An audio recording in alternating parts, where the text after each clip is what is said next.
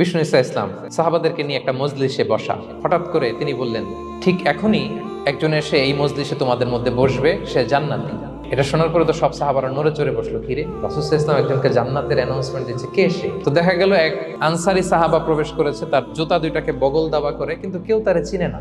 তারা যে এক্সপেকটেশন করছিল যে খুব আল্লাহওয়ালা এমন কেউ আসবে, না, সাধারণ। সাহাবীরা অবাক। সবচেয়ে বেশি অবাক হয়েছেন আব্দুল্লাহ ইবনে আমর ইবনে আল-আস রাদিয়াল্লাহু তাআলা। তিনি অবাক হলেন, ঘটনা কি, তার গোপন রহস্য দেখি তো খুঁজে বের করা যায় কিনা। তিনি ওই সাহাবীর বাড়িতে গেলেন, যে তখন তিনি বললেন, তিনটা ভরা মজলিসে বিষ্ণু ইসা ইসলাম তোমাকে জান্নাতি বলে ঘোষণা দিয়েছে। আমি দেখতে চেয়েছি যে তুমি কি আমল করো।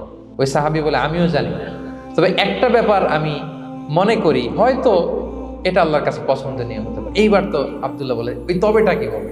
যে আমি প্রতিদিন যখন রাতে বিছানায় ঘুমোতে যাই, আমি ঘুমোতে যাওয়ার আগে সবাইকে ক্ষমা করে তারপর বিছানায় যাই।